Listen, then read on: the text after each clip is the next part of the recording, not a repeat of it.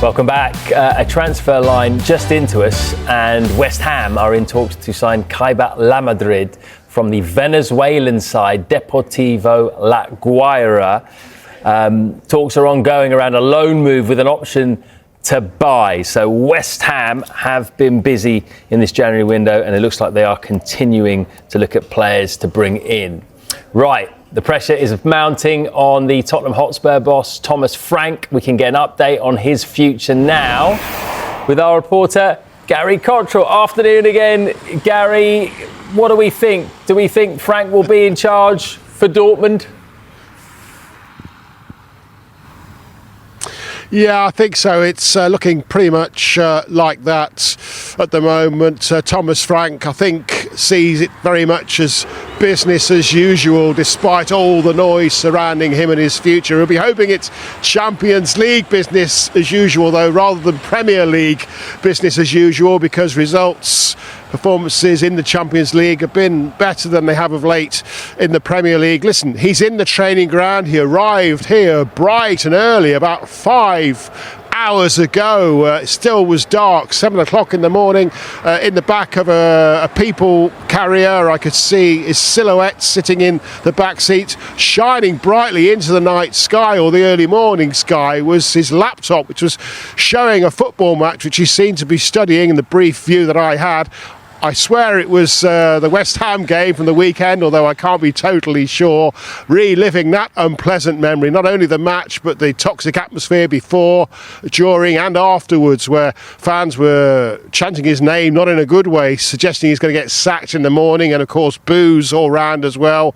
There were protests against the ownership too, and one of the Lewis family chased through the one of the VIP areas at the stadium by a fan haranguing her. So yeah, not pleasant scenes, but he's still in charge. He'll be taking training at around 2 o'clock this afternoon. Then he'll be holding a news conference where, of course, all the questions will be about his future, will be about the pressure that's on him, will be about that home Premier League record, will be about that board meeting that has taken place to discuss whether or not he's the man to continue taking Spurs forward. And by the way, a bit of good news for Spurs fans among all this: Xavi Simons, who limped away from the stadium after that West Ham defeat, will be the player who's being put up at the news conference this afternoon, and they wouldn't be putting him up if he was injured, so it looks like he's okay.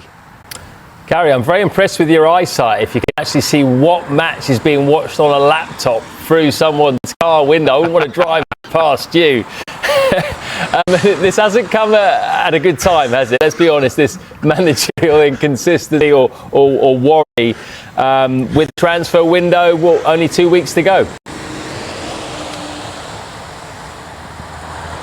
He was driving very slowly into the area behind me where the barrier was down, and the security guard didn't seem to realise who was in the back, so was just checking and ticking off his in and out sheet. So I did have a bit of a chance to have a look at that. As I say, I can't be absolutely certain it was the West Ham game. It might have been Dortmund, doing a bit of research on them. But yeah, in terms of the transfer window, some work will be going on, of course, behind the scenes amidst all this. Conor Gallagher already in. Sousa, the young defender, not officially in, but we know that he is about to be announced. He was at the stadium when that stand at the weekend. And there will be players who Thomas Frank really wants, and maybe others in the football department aren't quite so sure about, but under normal circumstances it would get the player that the head coach wanted. That may not happen, of course, at the moment, until Borussia Dortmund's out of the way and Burnley's out of the way. A couple of decent performances and results might put things back on track in terms of Thomas Frank having a big say in what players come in. But there will be players who they all agree on in the football department,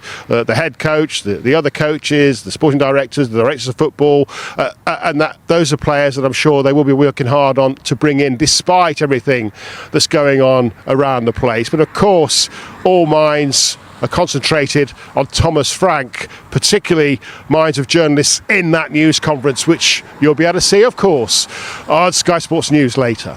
Yeah, looking forward to it as well. Thank you, Gary. Okay, well, in terms of transfer business then, Gallagher is in. Sousa has been in the works for a while, it seems, a 19-year-old left-back that they're keen to sign. Are we expecting Spurs to do more business, especially in forward areas? It's really difficult for Tottenham and Thomas Frank, no matter how much pressure he's under at the moment, because they did invest heavily in the summer, with the likes of Mohamed Kudus, even though he now has this long-term injury. Richarlison, of course, out the next 7 weeks, of course. But they did also sign Kolo Muani on loan. They also made Matthias Tell's loan into a permanent as well. So they have invested, and it's really difficult because it's how much do you balance waiting for some of these players like James Maddison, Dejan Kulusevski to return from injury eventually, or do you jeopardise maybe your next summer's window by trying to move transfers forward?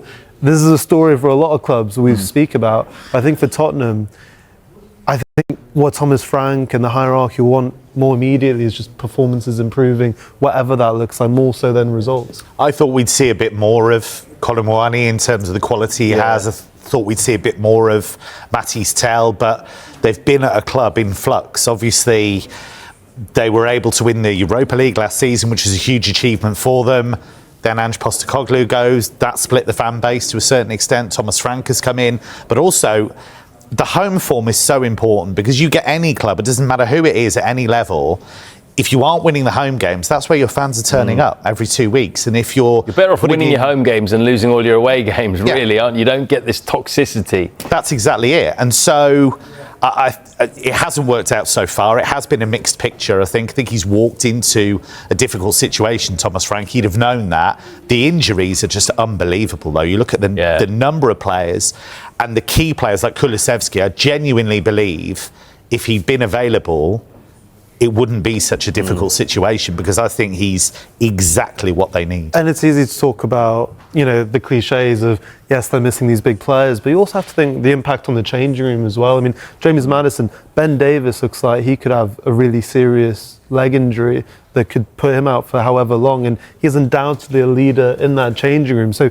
to lose someone else of that ilk amongst a squad that is quite young is going to be difficult for Thomas Frank, as I mentioned, no matter how much pressure he's under at the moment. OK, let's get to Chelsea then, because they, perhaps unsurprisingly, are also looking to strengthen their squad.